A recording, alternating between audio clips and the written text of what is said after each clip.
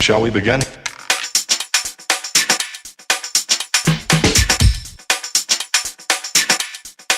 Let's begin now. Hey everybody, welcome to Foundation Barbell and welcome to the first how-to video. So in this video, I am going to demonstrate how to do a split squat.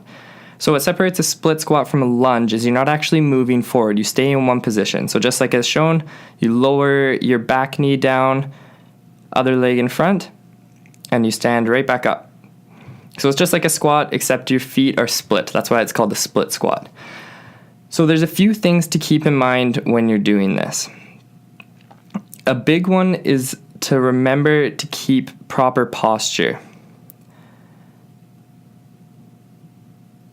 So as you can see, I'm trying to keep my back as straight as I can. So when I lower down, I'm opening up through my hips and not curving my back.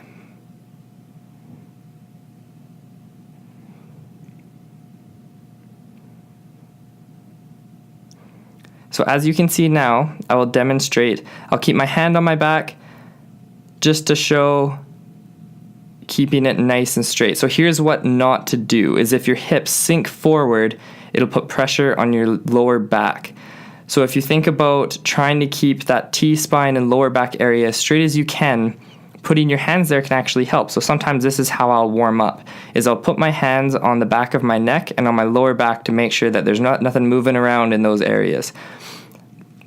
So by doing that, it opens up my hips and allows me to use my glute to push through. The next important thing is to keep your belly tight. So when you lower down, if you keep your belly tight, it helps you keep your hips square. So when you hit that bottom position, your hips stay in a nice line.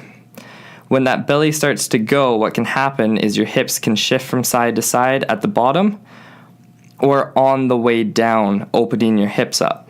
So if that happens and you find it hard to keep your belly tight and to keep your hips square, there might be some tightness in your hip flexors or in your glutes, and that should be the primary focus before you start. The next thing to remember is to avoid your knee going past your toe. So as you can see, sometimes it's nice to start in the bottom, find that good position, make sure your hips are square, everything's moving nice, and to keep that toe from your knee going over your toe. The other important thing is this allows you to push through the back 2/3 of your foot. And being able to push down through that area allows you to utilize the glute on that side best. So when you're in that nice, good position, hip square, and you push through the back 2/3 of your foot, it really emphasizes using your glutes as the prime mover. So now, I'll show you a way to make this a little bit easier. So if you're just starting to get into things and you want to start doing this at home, one way to make it easier is to use a chair. That way you can control how far down you go. And if this is as far as you can go, that's very much okay. And it's a good place to start, and it's a good kind of safety to have something there to help you balance. And you can also use the chair, go all the way down, and to work on that movement pattern nice and slow.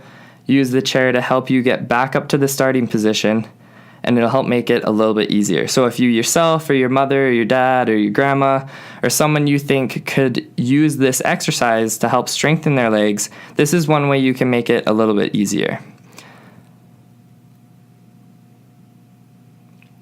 Another thing to keep in mind is to remember, just because you're holding on to something, not to forget about the other areas. So keeping that lower back straight, keeping your belly tight, and to push through that back 2/3 of your foot. So what about making it harder? Here is 2 different ways that you can make it harder for yourself. So the first way is a rear foot elevated split squat, or a Bulgarian split squat. So if you put your back foot up on a chair, some people like it on their toe, some people like it on the tops of their foot. That's what I usually do. And also remember that in this position, a lot of the times what can happen is you can forget about these other things. So making sure that the knee doesn't go past the toe, making sure that the lower back doesn't arch on the way down or on the way up. But putting yourself in this position emphasizes the movement and will make it harder for yourself. You can do this in a gym, you can put your foot up on a bench. But if you're doing this at home, or if you want to start doing this at home, a chair or a stool or a couch or anything of the sort is a perfectly fine way of going about it. So what I do if I'm doing a workout in my room, I just use the chair. So So remembering hip square, pushing through that back 2/3 of your foot. And then if you want to make it harder, you can hold something in your hands and it'll help add some extra weight. Awesome. And the next way is to do jumping split squats. So these ones I recommend getting used to doing it normally first before you start doing this. So what's going to happen is your back foot's going to replace your front foot. And keeping your hip square is really important in this, because what can happen is when you do the jump, sometimes your upper body will twist in order to open up for that hip. Make sure you don't do that. Make sure your shoulders and your hips are square and you're pushing through your glutes in order to transition your feet. So here's from the other side. Sometimes I lose my balance sometimes. I just got to remember, keep my hips square, push through the backs of my feet, and then you can be rolling. And again, you can add weights in your hands, things like that, but that is another way to make that movement harder. So what I like about split squats is it's really important to work on unilateral movements. So if you're always doing just bilateral movements, it's not going to cover everything that we do in our normal lives. So if I'm about to trip or fall or I slip on something, we often go into these split stance types of movements.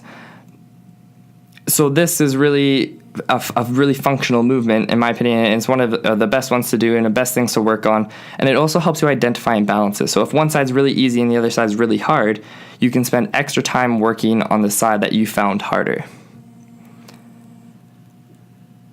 So thank you, and that is an exercise demo on how to do a split stance squat either at home, at the gym, or however you want to choose to do your fitness. Thanks. Bye.